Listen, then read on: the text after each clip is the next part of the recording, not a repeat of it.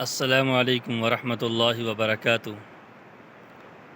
آئیے ایک حدیث پاک سماعت فرماتے ہیں۔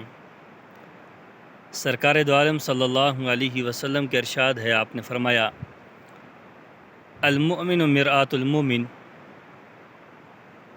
ایمان والا دوسرے ایمان والے کا آئینہ ہے۔ مومن مومن کا آئینہ ہے۔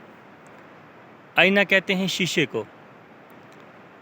سرکار دو عالم صلی اللہ علیہ وسلم نے ایک ایمان والے کو دوسرے ایمان والے کا شیشہ قرار دیا، اور یہ تشبیہ دی ہے ایک آئینے سے۔ اور آپ کو میں بتاتا چلوں کہ دیکھیے، آئینے کے اندر دو خصوصیت ہیں، یعنی شیشے میں دو خصوصیت ہیں۔ ایک یہ کہ شیشہ کبھی جھوٹ نہیں بولتا۔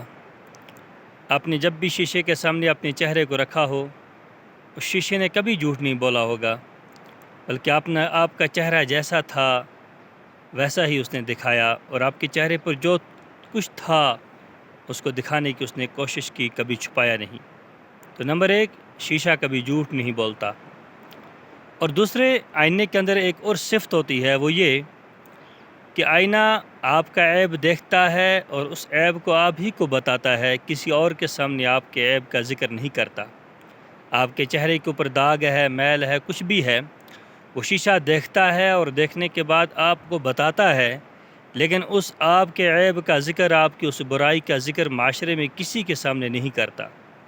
وہ کسی کے سامنے اس کا ذکر نہیں کرتا کہ فلاں شخص کو میں نے دیکھا، اس کے چہرے پہ داغ تھا، اس کے کپڑوں پہ میل تھا، کچھ نہیں کہتا، بلکہ وہ اپنے سینے کے اندر اسے راز سمجھ کر دفنا دیتا ہے۔ تو میرے اور آپ کے ایک ایمان والے کو دوسرے ایمان کے لیے آئینہ قرار دیا، اس لیے میرے اور آپ کے لیے بھی ضروری ہے ہم اپنے اندر یہ دو صفتوں کو بڑی مضبوطی سے رکھیں۔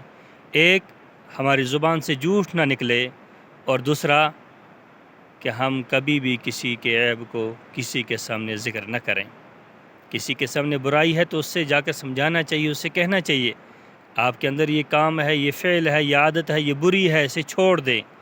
لیکن اس کے کسی عیب کو کسی کے سامنے ذکر کرنا یہ جائز نہیں ہے، مناسب نہیں ہے، اس لیے کہ میرا اور آپ کا ایک پالنے والا ہے، مجھے اور آپ کو ایک پیدا کرنے والا خدا ہے، اور اس خدا کے ہم کتنی ہی نافرمانیاں کرتے ہیں، کتنے ہی عیب نکالتے ہیں، لیکن وہ خدا، تو اس خدا کے ہم کتنے ہی گناہ کرتے ہیں، کتنی ہی نافرمانیاں کرتے ہیں، اور گناہوں کے اندر ہماری زندگی لت پت ہے، لیکن وہ رب ہمارا کبھی ہمارے عیبوں سے پردہ نہیں اٹھاتا۔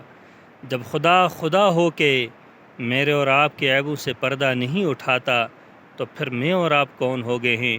مٹی سے بنے ہوئے مٹی میں واپس جائیں گے، اور ایک ناپاک قطرے سے ہمیں بنایا گیا ہے۔ پھر میں اور آپ ایک دوسرے کے عیبوں سے پردہ اٹھائیں، ایک دوسرے کو ذلیل کرنے کی کوشش کریں، اور ایک دوسرے کے اندر عیب تلاش کر کے معاشرے کے اندر اسے رسوا کریں، یہ قطعاً میرے اور آپ کے لیے جائز اور مناسب نہیں ہے۔ اگر کسی کا عیب دیکھیں، اس کے عیبوں پہ پردہ ڈالنے کی کوشش کریں۔ جب ہم پردہ ڈالیں گے، اللہ پاک ضرور میرے اور آپ کے عیبوں پہ بھی پردہ ڈالے گا۔ ہم یہاں دنیا میں کسی کی عزت رکھیں گے، عزت کریں گے، اللہ ضرور میری اور آپ کی بھی عزت کروائے گا۔ جب ہم کسی کو ذلیل نہیں کریں گے، اللہ ہمیں بھی ذلیل نہیں کرے گا۔ اور یاد رکھیے، اگر ہم نے کسی ایمان والے کو ذلیل و رسوا کیا، اللہ تب تک ہمیں موت نہیں دے گا جب تک ہم بھی معاشرے کے اندر ذلیل نہ ہو جائیں۔ اللہ سے دعا ہے کہ اللہ پاک ہمیں بھی اس حدیث پر عمل کرنے کی توفیق دے، اور خصوصاً اس آئینے کی جو دو صفتیں ہیں، ایک جھوٹ نہیں بولنا اور دوسرا کسی کا عیب کسی کے سامنے ذکر نہ کرنا، اللہ کرے یہ دونوں خصلتیں ہمارے اندر آ جائیں۔